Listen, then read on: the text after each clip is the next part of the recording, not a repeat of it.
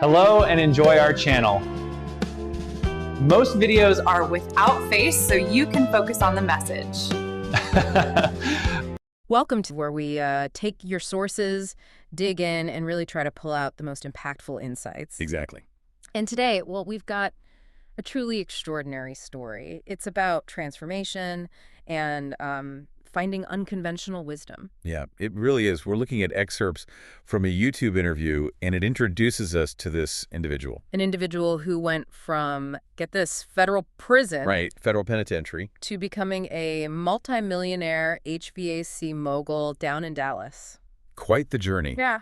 So our mission for this deep dive is really to uncover the specific nuggets of knowledge, maybe some surprising lessons he gained along this, well, incredible path. From hitting rock bottom. Absolute rock bottom, yeah. Yeah. To building immense success, both, personally and professionally. And we'll hear about some unique business advice. Oh, yeah. Unique advice and some really profound insights on resilience, too. Stuff that goes beyond just his story. Okay, let's unpack this then. Let's do it. So starting with that striking detail from the interview, the first time the interviewer even saw this guy was on a cell phone screen inside, as the source puts it, one of our lovely federal penitentiaries here in the United States. Wow. Talk about an introduction. Right. What does that detail tell you straight off the bat? Well, it instantly sets a dramatic scene, doesn't it? The source says he was housed in one of them for almost 4 years.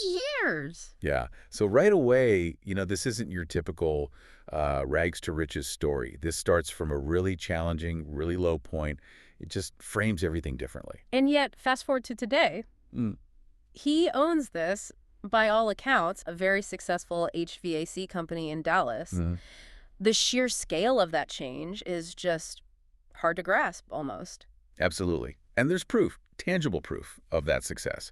He sold 49% of it about 6 months ago. Okay. And the source mentioned the valuation was 7x from what we had it for. 7 times. Wow. So serious growth, serious value creation. Exactly. In a relatively short time frame coming from where he started, it shows incredible drive and business acumen. So the natural question is, what sparked that? What got him, as the source asked, out of rock bottom? His answer was pretty direct. It was. He said, our relationship with Jesus Christ. A clear turning point, seems like. Yeah, and he talks a bit more about that, about finding faith. He says he knew him before I went in, but you find him real quick when you get in there. That's intense. It is. And he expresses this strong belief, like, God had a plan for me. And this idea that, when you truly hit rock bottom, you got one way to go, up. For him, it seems that faith provided that direction, that singular focus maybe, when everything else was stripped away. That's a powerful internal shift. Now, thinking about someone listening who maybe doesn't share that specific belief, what's the kind of universal takeaway there about finding a catalyst when you're at your lowest? That's a great point. I think it highlights the power of finding some kind of profound personal conviction, or maybe a really clear, unwavering purpose. Right, an anchor.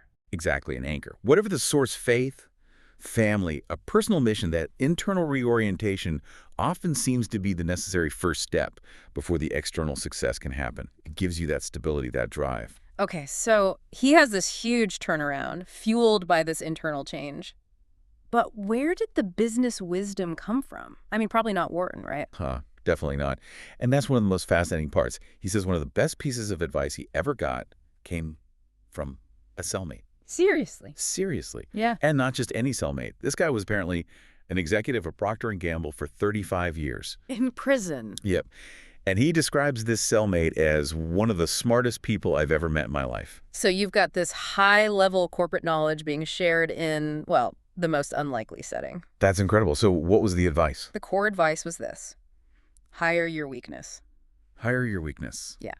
The cellmate told him, your strength is where you make your money. Your weakness is where you keep it. That's counterintuitive. Most people focus on their strengths. Right. But think about it. Your strength, maybe sales, or the technical skill, that's what generates revenue.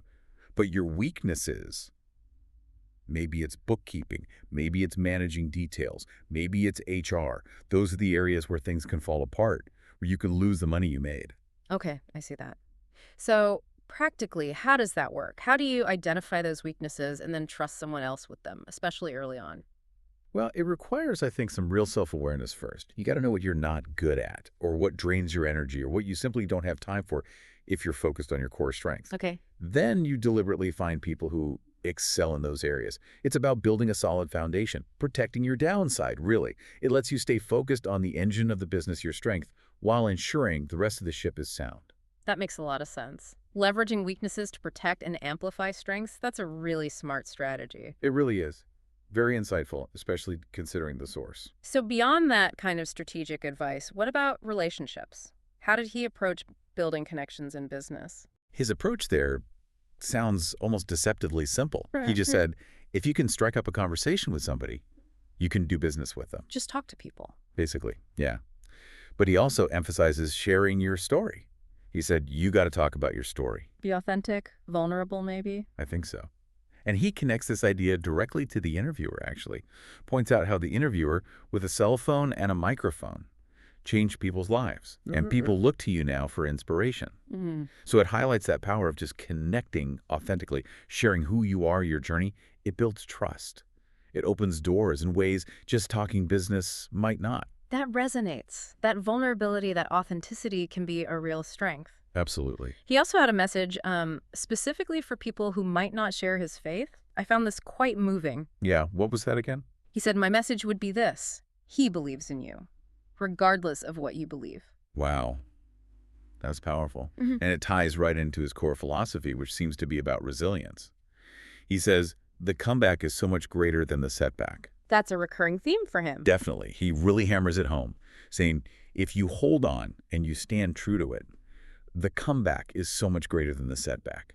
It's pure persistence, pure belief that things can turn around no matter how bad they seem. And his life is kind of the ultimate proof of that concept, right? Exactly. Considering where he started, from small-town Oklahoma, through everything. Yeah, through the penitentiary. To building this major company in Dallas, it just underscores the sheer scale of his personal comeback. It's more than just business. It really is. It's a story about human potential, about finding strength in adversity, and, like you said, finding wisdom in places you'd never expect. So wrapping this up, we've really explored this incredible narrative of resilience, both personal and professional, and highlighted some really unique insights that were forged in, well, incredibly challenging circumstances. Yeah, this deep dive definitely offers a different perspective on success, doesn't it? It does. And it brings up a question, I think, for you listening. How might acknowledging your weaknesses, maybe even actively hiring for them or building around them, be a more powerful path to long-term success than just doubling down on your strengths? That's a great question to ponder. And maybe consider, what unexpected wisdom might be hiding in plain sight, maybe in unlikely places or people in your own life, and what internal shift could unlock your next big step forward. Something to think about. Thanks for digging into this with me today. Absolutely.